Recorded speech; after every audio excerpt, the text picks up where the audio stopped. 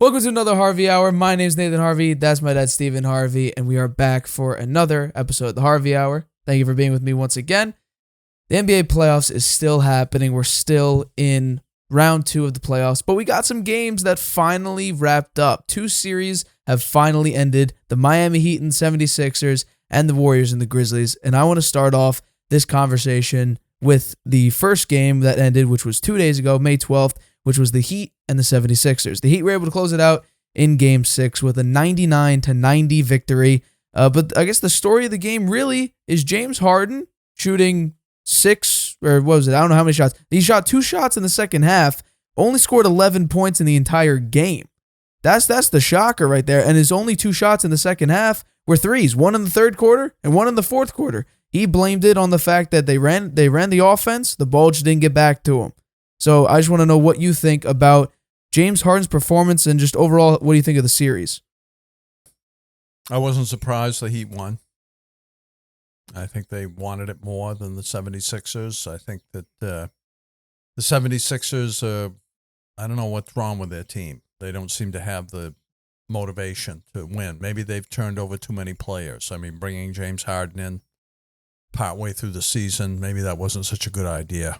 And I think he's definitely on the downhill, from what he used to be. He used to be amazing. Now he's a shadow of what he used to be.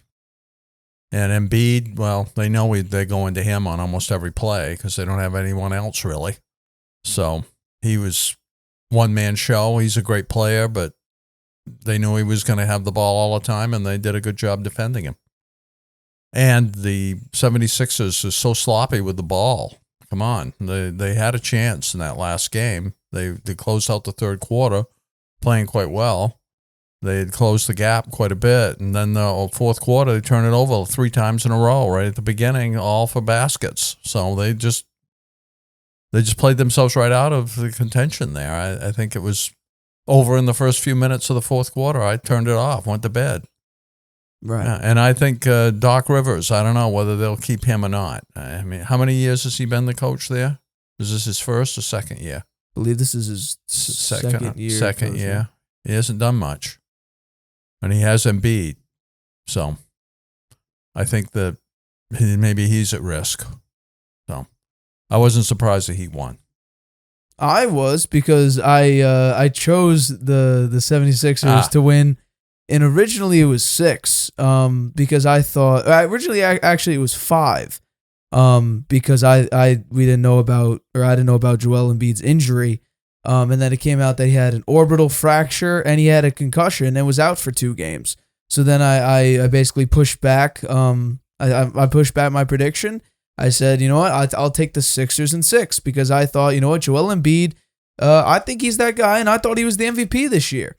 But they gave it to Nikola Jokic. He won MVP. So I think, you know what, it probably bugged him a little bit knowing that he wasn't MVP, because he was sort of campaigning for himself to win the MVP most of the season. Because he said, you know, what more do I have to do to win the MVP? But the shocker to me was that Embiid wasn't even the leading scorer of the team. Neither was James Harden. It was actually 21-year-old Tyrese Maxey. Yeah. The fact that the 76ers, Tyrese Maxey, I really like him as a player. I thought he did really, really well this season. He averaged 17.5 points. He shot about 42%, 43% from the 3, and almost 50% from the field. That's pretty impressive for a 21-year-old coming out of Kentucky. But you know what? If you have Joel Embiid and James Harden on the team, James Harden this season was such a weird character. He first was on the Nets. He came into the season, actually campaigned to get off the Rockets onto the Nets, and then he just decided, you know what, let me blow that entire thing up to go over to the 76ers because he couldn't stand with Kyrie Irving not being vaccinated, and he just sort of got fed up with Kevin Durant. But that was a shock to me, James Harden not showing up at all, and Joel Embiid said it perfectly. You know, people expected him to, you know, be the Rockets version of James Harden, but he's not that guy anymore. He's more of a game manager. That's what Joel Embiid said, and it turned out to be true. 11 points in the entire game. And only 2 shots in the second half. 2 shots in the second half. That's 0 for 2. ridiculous. You know who shot That's better? on Doc Rivers, I think. Well, how come they weren't getting him the ball? Well, James Harden said they were running their normal offense, but the ball wasn't ending up in his hands. James Harden's the guy bringing the ball up. Yeah. He's the game. He's the guy making the plays. He's the that doesn't make playmaker. any sense. You know who outplayed James Harden in the second half? A guy by the name of Gabe Vincent and Max Strus. Yeah. Never heard of them. Exactly. James Harden. He won MVP a few years ago. Well, I don't know. How old is he now? He's what, 32? Yeah. So And he's already showing signs of major age? He needs to. He also looks like he's a little overweight. He is, yeah. You especially saw when he was trying to get off the Rockets. He needs to get himself in good shape and get his head examined. I mean, I just don't. At this point, at this point, it seems like James Harden, is truly washed. He hasn't really played well throughout the entire series. He had that one really, really good game where he scored, I believe it was like 30 points. But since then, you know what? It might have just been a fluke. Well, I don't think we're ever going to see the James Harden that could get you 40 points, 50 points, 60 points, putting up triple-double numbers. Well, I don't know. We'll see where he is next year. He may not be with Philadelphia. They're probably not too happy with him. I mean, this was supposed to be the dynamic duo, Embiid and Harden. I was counting on it. When I heard that Embiid's won the 76ers, I said, they'd win the number 1 seed. Because I thought, you know what? Harden would just get into his three-point shooting game. Embiid would be sort of like a Shaq role, get in there and just body people down low. But it turned out not to be that way. And I think, you know what? Joel Embiid was definitely taken back by the fact, I think just a little bit, the fact that he didn't win MVP. It was not to be Embiid. Yeah, exactly. But I would say, you know what? I guess I was wrong. You know what? The Heat are looking hot. I'm going to say that. I have to be honest here. Jimmy Butler's playing very, very well. PJ Tucker is really, really good on defense. Bam Adebayo is doing his thing. On both sides of the court. Tyler Hero, I believe he won 6th Man of the Year. I always thought he was really, really good. I thought he should have won it last year, 6th Man of the Year. He's playing really well. I would expect him to get into a starting role pretty soon. Next year, midway through the season maybe, I'd say he earned that starting role. But the 76ers, this experiment, especially with Doc Rivers has one of the worst playoff choking history. Yeah. Any coach has ever had. He's lost the most shutout games out of any coach in the NBA. Got 1 NBA championship with the Celtics. And he's been riding high on that championship for 14 years. Yeah. And you know what? Doc Rivers, he says his job is secure. I don't really see it at all. I mean, I don't think he's that guy anymore. Yeah, I don't think 76ers have changed coaches quite often, haven't they? I think they've given up on their coaches pretty regularly.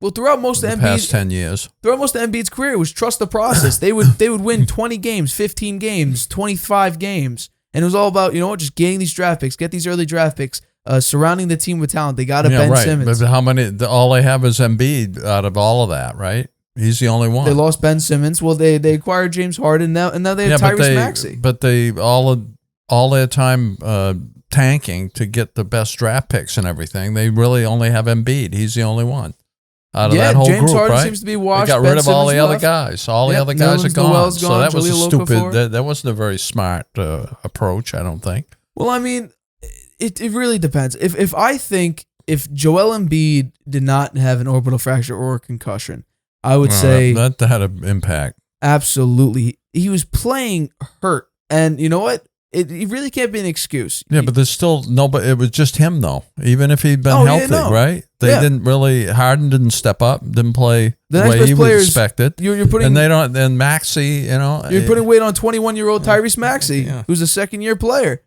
I mean, he improved. He more than doubled his points per game from last year. He's shooting about the same from 2. He has a significantly better 3-point percentage, but I would not expect you put all the weight of the team, Joel Embiid being your 1, and then a 21-year-old Tyrese Maxey at a number 2. I know they should have a couple more players. James Harden should be that number 2. Yeah, and you know what? He just can't be that guy anymore. And that's kind of sad because just a couple years ago he was an MVP. I know, putting up 50-point triple doubles, 40-point triple doubles, a couple 60-point triple doubles. And now it looks like he can't make a bang for his buck. He can't get any basket down. He always is known for that step back three. Can't even get that going. He can't. He's not as quick. He can't drive to the hoop like he used to be able to. Yeah, he used to have really good moves to the hoop. So I mean, at this point, I wouldn't call him a liability, but he's definitely not a help at this point. He's kind of just out there, just passing the ball around. Maybe he's down the road now. He's coming off the bench or something. I wouldn't put him there because three-point shooter. Because the 76ers don't really have that good of a bench. No, but I'm saying he might go somewhere else. Maybe he should go somewhere else. I mean, do I think another team would want him? That's also if you're James Harden. And if you're the 76ers, especially if you're James Harden, do you think you'll get a better offer anywhere else? Probably not. The 76ers are probably your best shot. Yeah. Because you had the Rockets. You were phenomenal. Well, they took over his contract, right? I mean, he's still playing on some contract he got back when he was with the Rockets, right? James Harden, it was expected once he signed and he was talking with the media and everything. He said that he probably would sign an extension with the 76ers. So I think, it would just be smart for him to stay with the 76ers because I don't think you may get some attention from, not a great team, but I would stay with the 76ers. It's probably your best shot. You have Embiid, who's, in my opinion, the best big out there, the best center in the NBA. Better than Giannis? Well, Giannis, he's not. Is he really? Would you consider him a center? I would consider him more I don't know. He's like a power forward. forward, maybe. Yeah, I would consider him more Actually, of a I don't know what he is. I mean, he can handle the ball. He can play shooting guard. Yeah, that's true. He's incredible. I think he's incredible. I really do. The way he played last night, really something. And before we move on to this next topic, I just want to say, in James Harden's draft class, you say, how old is he? These are some of the people that were in his draft class. You tell me if they're washed or not. Blake Griffin. I would say he's washed, but he's found his role. He's okay with his role coming off the bench or really not even playing. He doesn't come off the bench much anymore either. Yeah. Steph Curry. Would you say he's washed? No, I don't think but so. he's not playing up to his Steph Curry standards lately. That's true. He has a lower 3-point percentage. He's the lowest 3-point percentage in his career, but I wouldn't call him washed. He's been kind of sloppy handling the ball recently too. I would not say signs of age has really hit Curry yet. I would just say that, throughout the season, he was trying to get that 3-point record. And so, especially close to it, he shot, I think, 16 threes the game before we went to the Knicks game. So I think, he was trying to get the record. But I think age hasn't really caught up to him yet. No, I don't either. DeMar DeRozan had the best year of his career. So I wouldn't say he's anywhere near washed. He's a good player. Drew Holiday. You saw the defense that he had. Yeah. You saw the defense he has on the Bucks. He can shoot, too. And then you have like other players that aren't really in the league anymore, but still were really, really good. You have a Tyreek Evans. He was really good. You had a Brandon Jennings, pretty good. So James Harden seeing these signs of age is not very good. You're right. He has put on a significant amount of weight, and you could see it in his quickness, his agility. You especially saw it when he was trying to get out of the Rockets, and he seems like he slimmed up to get to the Nets, and then he put on that weight again to leave the Nets. Yeah. So to see this is not very smart for James Harden because you know what? If the 76ers don't want him, will he find another home with a team that's contending though? I don't know. Maybe not a contender, but a contender and not a very big role. If I was James Harden, I wouldn't leave the 76ers because you have Joel Embiid, who was the second-time runner-up. Yeah, well, maybe they'll do better next year. Maybe he'll get his act together. That is very, very possible. I want to move on to this game. It's the Phoenix Suns and the Dallas Mavericks. This series, there was a game 2 days ago. Game 7. Game 7 tonight, actually. Game 7, May 14th. But I want to talk about this series entirely. Yes, is it tonight? It is tonight. Okay, I'm looking forward to that. I'm going to watch that game. It's going to be a good one because this team will face the Warriors, who just beat the Grizzlies last night in the Western Conference Finals. But this series entirely, this series is very, very strange because you have games where Chris Paul goes off and they win and dominate on the court. Then you have when the Phoenix Suns are on the road and can't win for nothing. Dallas takes over and wins the games that they shouldn't win. So, and especially because the Phoenix Suns, we have to remember, the Phoenix Suns won 64 games this year. 64! Yeah. Most in the NBA. And the Dallas Mavericks were the 4 seed and didn't have had Luka Doncic hurt in the previous series, who still is potentially recovering from this injury. But you had games like Game 1, Phoenix won 121-114. Game 2, Phoenix won by 20, 129-109. Then you have comeback Game 3 for Dallas, 103-94 victory. Dallas in Game 4, 111-101. Then Game 5, you had Phoenix winning by 30, 110-80. And then you had the game 2 nights ago, Dallas winning 113-86, forcing in Game 7. This series has been very weird. Very weird. Final game is in Phoenix? Yeah. Final game's in Phoenix tonight. So, I mean, Chris Paul, I don't know about his playoff career, but especially in these playoffs, he has games where he scores a lot, and then he has games where he scores very little and they lose. If he scores a lot, they usually win. Like in the closeout game in round 1 against the Pelicans, he scored 14 of 14. Shot 14 shots and made all 14. Wow. And was able to close it out. That Chris Paul can win you games. But if you have Chris Paul, who's, especially recently, committing a lot of fouls, turning the ball over a significant amount, and not shooting the ball particularly well and not scoring a lot, you can't win games like that. Like, for instance, he shot 7 shots in the last game. You need, in order for the Suns to win, you need Chris Paul shooting at least 10 shots. If not, my thing would be have Chris Paul shoot 15. See how many he makes. But have him shoot in high volumes. Well, he's the point guard. But he has a deadly mid-range shot. It is filthy. He gets up to a spot, pulls up, and it's almost a make every single time. Yeah.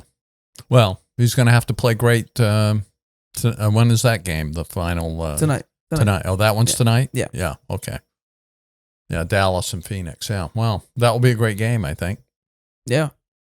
I'm a little worried about, I thought Phoenix probably would make it to the finals this year because they played so well last year. I was sorry they didn't win it all last year. They have a nice young team around Chris Paul. Yeah. He's really the quarterback for that team, and he can be a great point guard. He has shown that over his career. He really needs to be great tonight. Well, his nickname is the Point God, so I would say Point definitely. God. Yeah. I mean, yeah. But here's the thing with Phoenix. Yeah. They had to play really hard to beat the Pelicans. Yeah. Right? And now they're playing really hard to beat Dallas. If they do, I'd be surprised if they make it to the finals because I think they're a little out of gas. I think they could be a little out of gas. They played really hard, 2 7-game series right in a row. Well, what's it called? The first round was actually a 6-game series. Was it 6? 6 game series. Yeah, well, still 13 games. Yeah. You're playing 13 games when some teams are playing 12 or 11 games who are a little bit fresher. Luka Doncic, though, scored 33 points and had 11 boards in this last game. He's great. We know who Luka Doncic is. He puts up triple-doubles. He gets you double-doubles. He scores very, very well. He even shot, he's not a great 3-point shooter. He actually has one of the lowest percentages in the NBA usually. He doesn't shoot the 3-ball particularly well. But his ability to create shots and make shots is very, very impressive. Impressive. He's a big dude. Yeah. So he doesn't look that mobile, but he can get you shots. That mobile to me. He can get you shots. And the thing that we're going to talk about when we talk about the Celtics and the Bucks, and we saw it especially last night when we took a look at Giannis and the Bucks, was that Luka Doncic and the Mavs need other people besides Luka Doncic to score the basketball.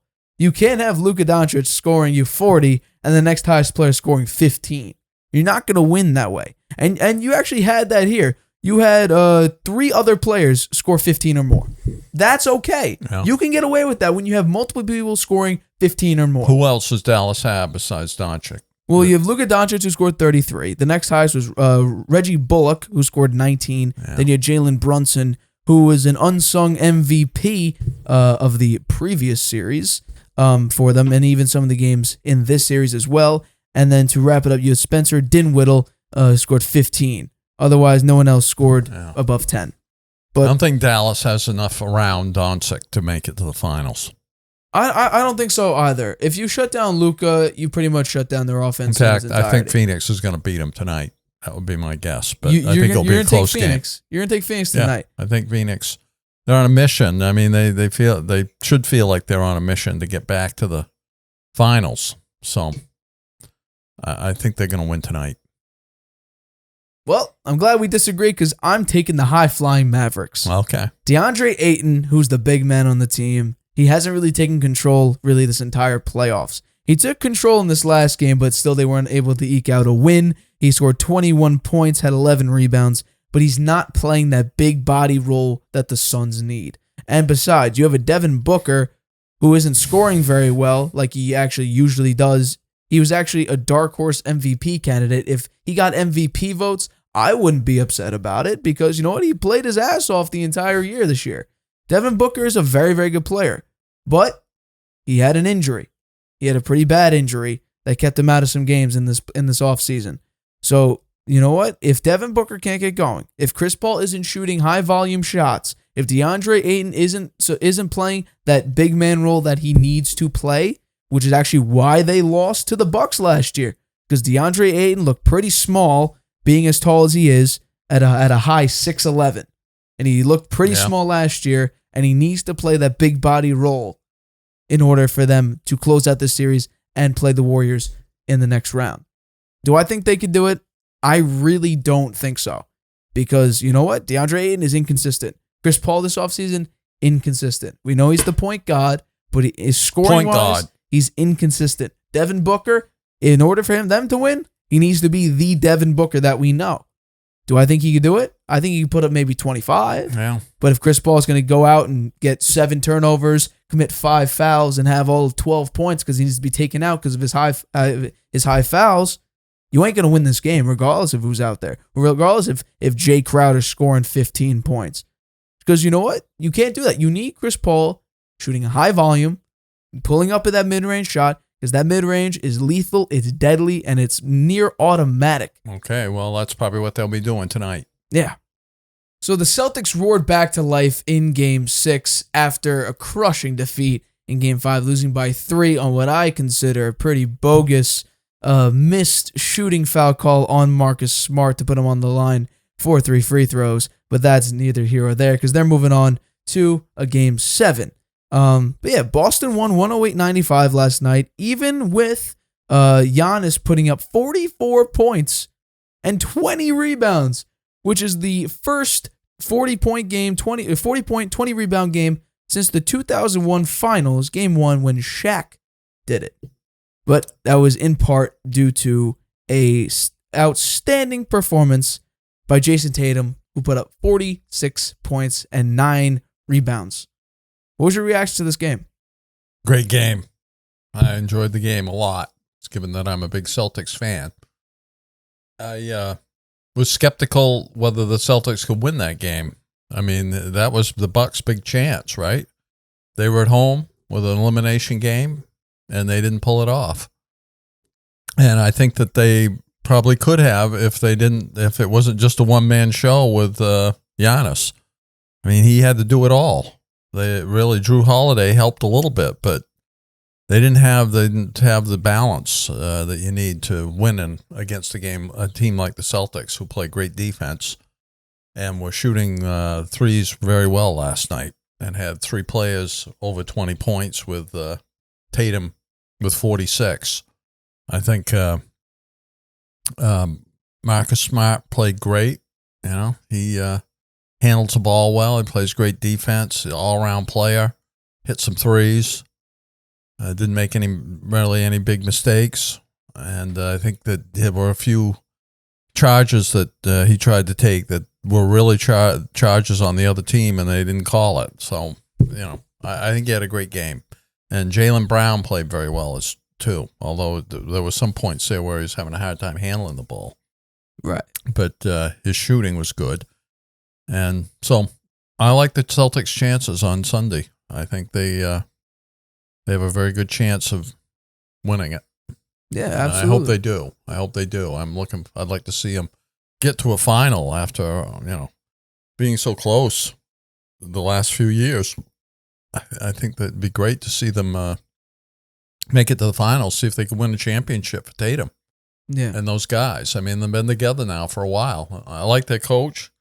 Seems to be a pretty good coach. And I like their team.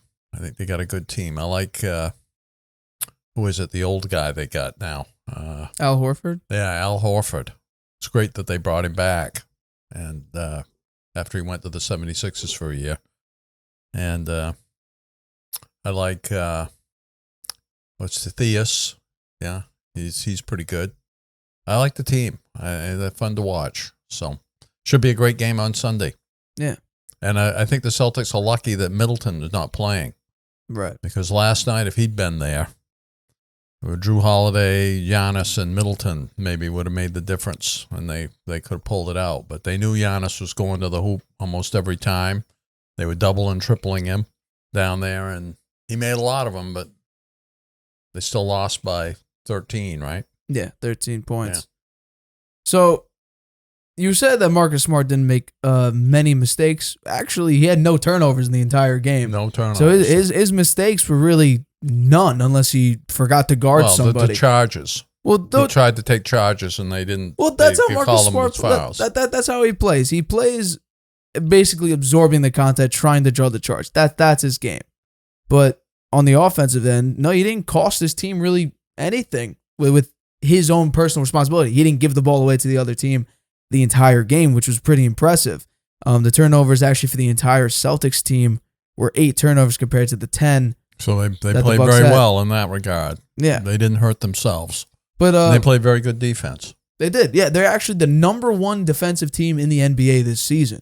And that actually picked up after they gave up over 20 point lead against the Knicks about midway through the season. And since then, they became the number 1 defensive team in the entire NBA. But what I was talking about with the Mavericks and Luka Doncic, basically, I said this happens with the Bucks, and especially in this game. Giannis put up 44 points. The entire team scored 95. And there was at one point where Giannis scored, I think, like 43, and his entire team had 47. So the fact that Giannis is putting up these massive numbers and his team can't contribute, and I looked this up. The Bucks have not won a game in this series without another person scoring 24 or more points in the entire series. So if another player besides Giannis scores 23 or less, they're losing the game. Yeah. That's just how it is. I think there's a fairly good chance of that. And then you have Grayson Allen, who could hit 5 threes in a game, and then he can go like he did 0 for 4. He hasn't played well. He's been a liability to them in this series. And especially in this game, he was a minus 29. What that means is that when he was on the court, the Bucks got outscored by 29 points. Yeah. So this guy, Connaughton, what is his name? Pat Connaughton. He's pretty good.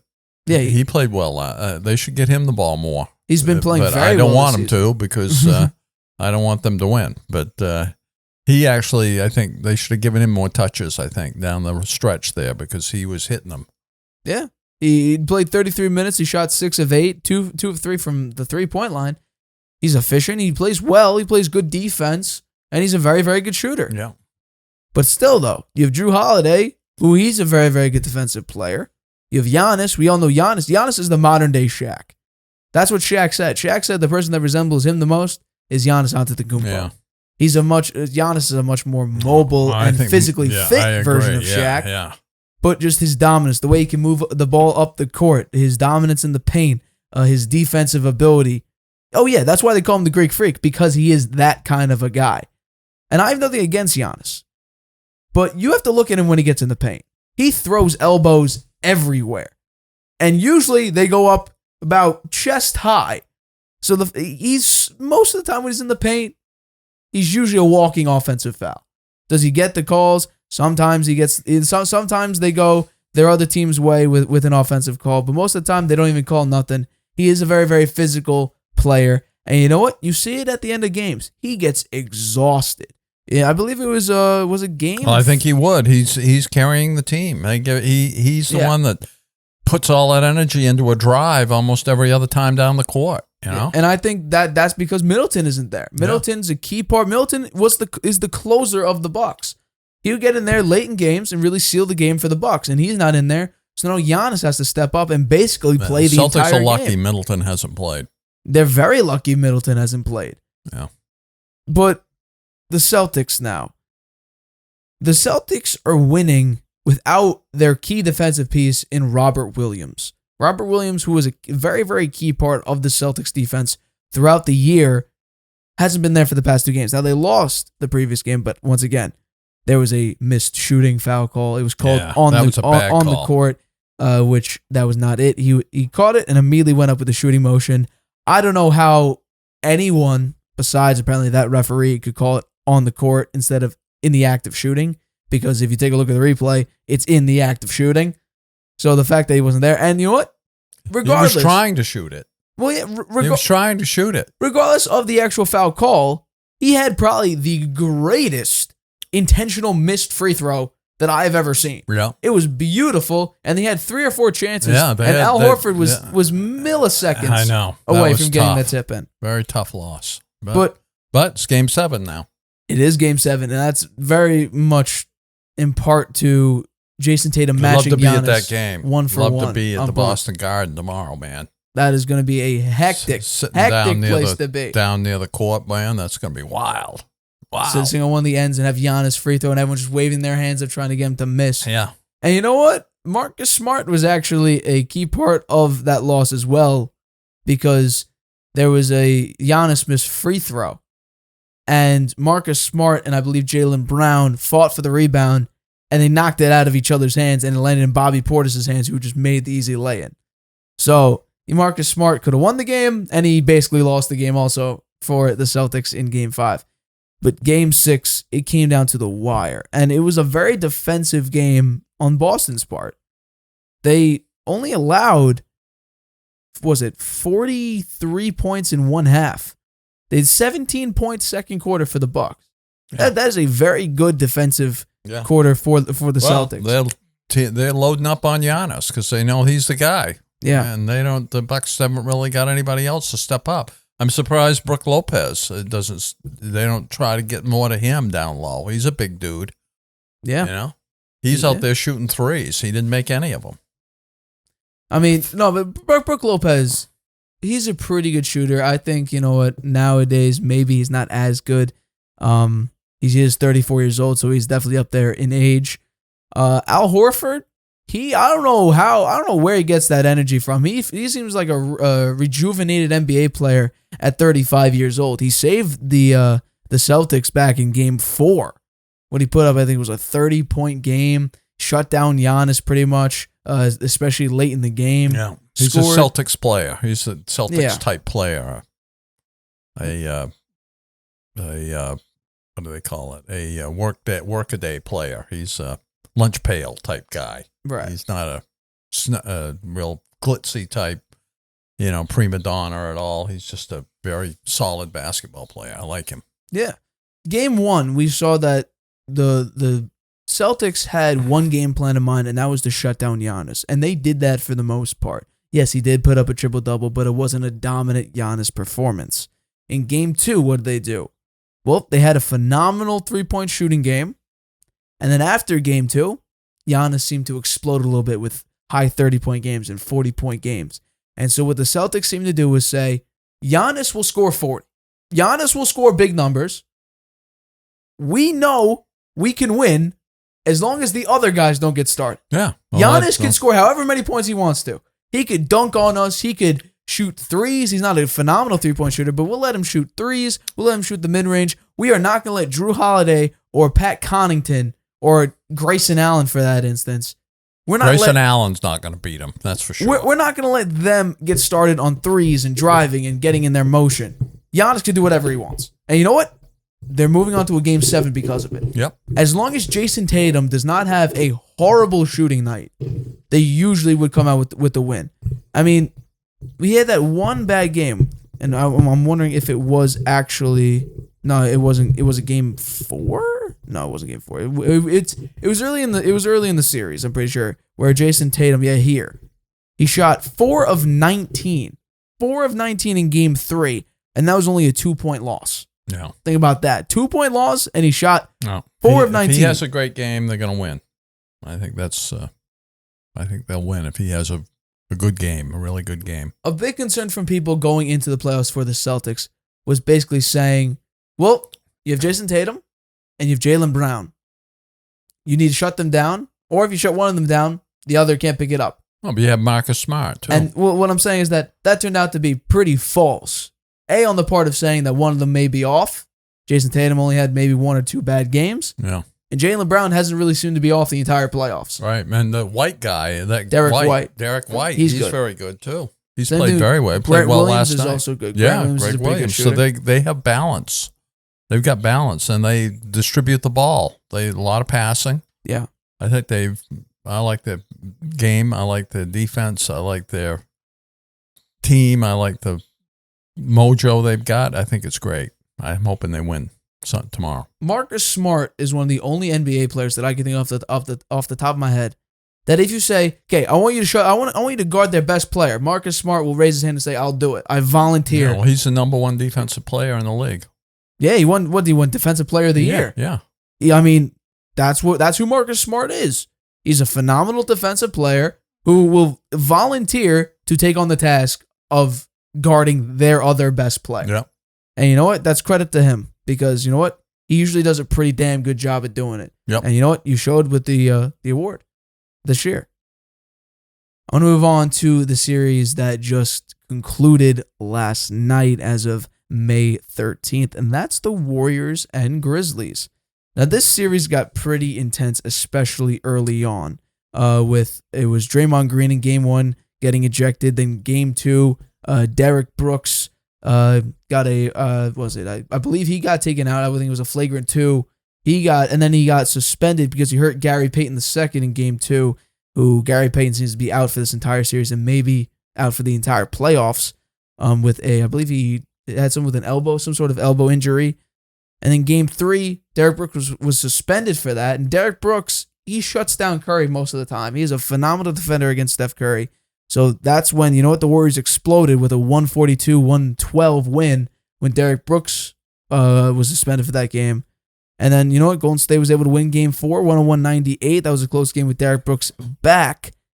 And then Game 5 was the weirdest game. At one point, the Warriors were down by 55 points. Okay. Every player played on the Warriors. No one was injured that shouldn't be. They just played poorly. And a problem with that is that the Warriors had 22 turnovers compared to the 9 from Memphis. The Warriors this playoff run, especially in this series, have turned the ball over way too much. I agree. Their turnovers are ridiculous. And you know what? You can't win a finals if you're turning the ball over 22 times, unless you could shut down their other team. For instance, in this game, game 6, they were able to close it out. The Warriors still had 17 turnovers, but it was their offense. Curry and Clay put up 59 combined points. Clay got 30, Curry got 29. You could do that when your two guys, when the Splash Brothers are hot as they are. And you know what? This team, when they get hot, they're an NBA Finals champion. They could be a Finals champion as long as the team stays hot. I think the Warriors were lucky to win that series in some respect because Ja Morant was not playing, didn't play in some of those games, even though it seems like Memphis plays pretty well even when he's not playing with them. But he is a great player. And I don't think that Curry and Thompson are at the top of their game. They haven't been playing at the tops of their game. And if they want to win the finals, they're going to have to step it up some more from what they've been playing. Curry's been sloppy with the ball. He hasn't handled it the way he normally does, and his shooting percentage has been down. He's thrown up a lot of shots that haven't gone. Even though he winds up, has 30 points. He's been averaging 30 points a game, but his shooting percentage is down. And Klay Thompson, he's getting older. I think he suffers from all the injuries he had. He doesn't play the kind of defense he used to play. That's true. And but his offense is good. It was good the other night there. And so they got a good shot. I think they got a pretty good chance of getting to the finals if those guys can really find their former, when they were first deemed the Splash Brothers. If they can step it up that way, then I think they'll make it to the finals. Otherwise, I think it's going to be tough for him. Yeah, and I do think agree it'll with be Phoenix against them. We'll see. that. Okay. Well, you talk about their rebounding. The Memphis Grizzlies, I believe, were the best rebounding team in the NBA. Yeah. And it's weird saying that. But that because- Looney guy, because they're smaller. The guy from the Warriors, Looney. Kevon Looney, yeah. Yeah, he's been playing very, very well. What about Draymond Green? I haven't heard much about him. Well, Draymond Green, he's moved off of I'm going to try to score into the more defensive role. And that's, you know what? That's who he is. That's who he formed. That's who he came in to be. And you know what? He's accepted that role, and I think that's the right role for him. Draymond Green, 15 boards and 14 points. Yeah. That's good. That's actually a phenomenal Draymond Green. Usually he gets a single double. Usually he gets 9 points and usually 11 boards. He never scores double-digit points in many games. He rarely does that now. But you know what? When you have a Draymond Green, 14 points and 15 boards, that is a very, very good Draymond Green game. Kevon Looney, 22 rebounds, split even offensive and defensive rebounds. That is a great game from Kevon Looney. Yeah. Like a surprisingly good game for Kevon Looney. How about Wiggins? How's he been doing? Wiggins is weird. Wiggins is pretty inconsistent, but he played very, very well. 18 points, 11 boards. That's great. He was an all-star starter, and people really question why that they put him as an all-star starter. Really? He was an all-star starter this year. Yeah. Wow. Yeah. And people really question that. And you saw it, especially coming out of the all-star break. Wiggins went to this huge slump where he wasn't able to really get his shot together. But you know what? He picked it up a little bit, and you know what? This was a really, really good game. You have to remember, he was a number 1 overall pick. Yeah. So the fact that he's playing like this, you know what? This is what we want to see from a number 1 overall pick. I mean, Curry needs to get into form a little bit. He shoots high volume threes, high volume shots. He shot 27 shots in this last game. Clay's shooting 22 shots. But you want your shooters to shoot a lot of shots. Jordan Poole, it's weird. He starts off extremely hot, and then towards the end of the series, he fizzles out. He shot 4 of 15, 2 of 11 for 3, for 12 points. He's considered the splash triplet. He's the third splash brother. Triplet. He's the third splash brother. I would say for the most part guy? he is Jordan Poole. Oh, okay. He's the backup guard for the Warriors. But Curry and Clay, if they get going, if they get anywhere near the form they used to be in, you are looking at a fiery team. A deadly team. No, that's what I say. I think the Warriors will make it to the finals if those guys really play well in the next series. It'll be very, very interesting to see. And to wrap up this Harvey Hour, I want to end with this. It came out a couple of days ago that when Tom Brady retires, he will sign as a lead analyst for Fox Sports. His contract, the details reported coming out, $375 million for 10 years, which would be more money than he's made his entire 23, who knows how many years he plays after this. We're going to say 23-year career. He made about 335 million in his career, but he's about to make 375 million for being an analyst. And I told you when we talked about his retirement or the rumors about his retirement, I admitted, I don't think Brady will want to come back to football once he leaves it. Because I just see, look at a Joe Montana. Joe Montana, when he left football, he was done. Brett Favre, when he left, he wanted to retire from football about 8 different times. But when he left football, he was done. A lot of great football players. Those two guys were both pretty beat up when they left. Yeah. Their bodies were smashed. And particularly Joe Montana. I mean, he had a bunch of bad injuries there. So, and Brett Favre, he hurt his foot really badly. You know, he'd been knocked out a number of times. He was beaten up too. But Brady's not. He doesn't seem that beat up. I mean, his body seems really good. He really never has ever been beat up. Yeah. I mean, he may have had some secret concussions that no one talks about. That's more than likely to have happened. He had that one bad ACL tear in 2008. He senses the pressure really well, and when they hit him, he knows how to take the hit. He practices that. Yeah. And you know what? That's what you have to do, and that's why he's able to play for 23 years. But this deal, I think it's more than Romo and Aikman combined. Yeah.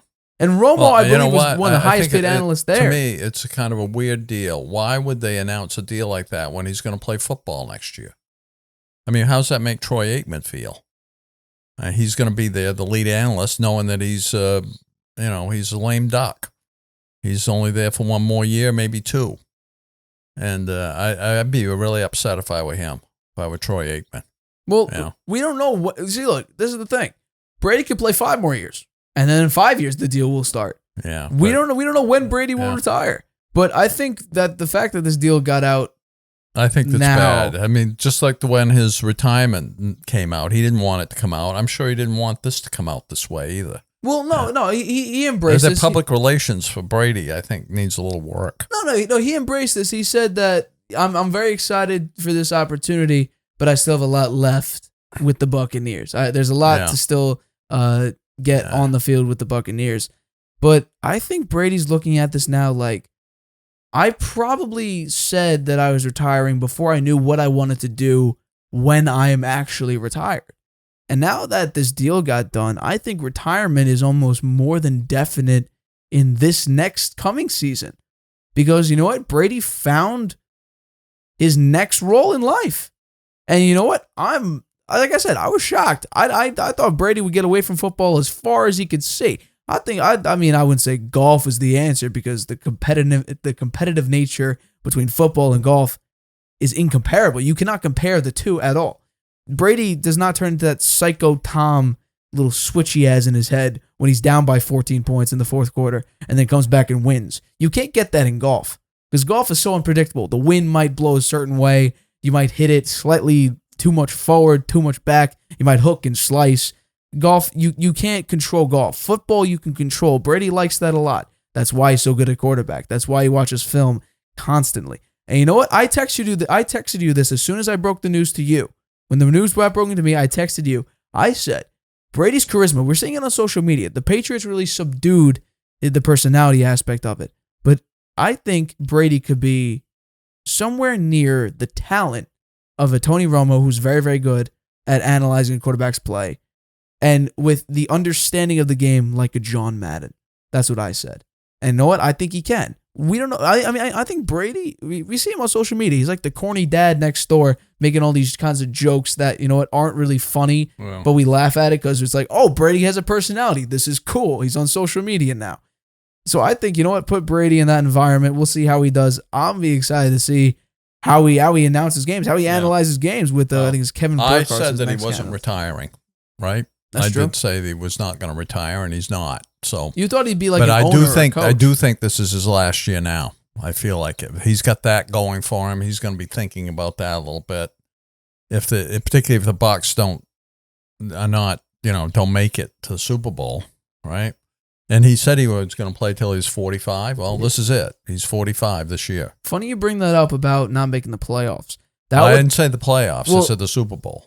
Well, okay. Let's say they get eliminated first round of the playoffs.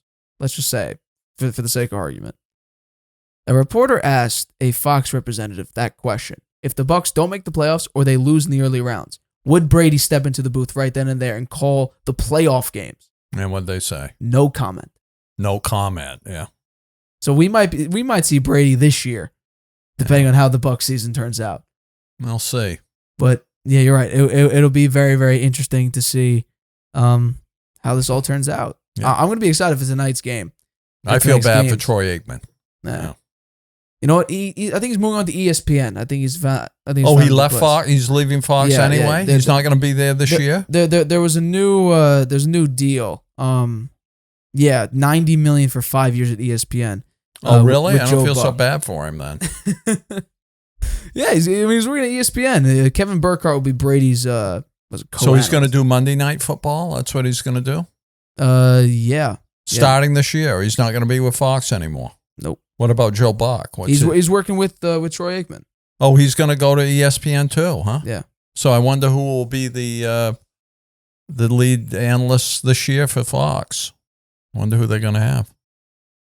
And I wonder who they'll have with Brady when he makes it there. Kevin Burkhardt. Oh, yeah? With Brady. I see.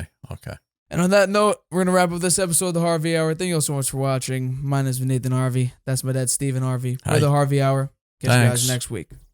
Thank you all for watching this episode of the Harvey Hour. My name is Nathan Harvey, and make sure you hit that subscribe button right here to stay notified on everything we do here at the Harvey Hour. If you want this episode a day early, make sure you go over to anchor.fm/the Harvey Hour. I upload this podcast in audio-only form a day earlier. So if you want to jumpstart on everything Harvey Hour, make sure you head over to anchor.fm/the Harvey Hour, or you can look me up on Spotify, Apple Podcasts, iHeartRadio, any one of those sites. But for now, thank you all so much for watching. My name is Nathan Harvey. I'll catch you guys soon.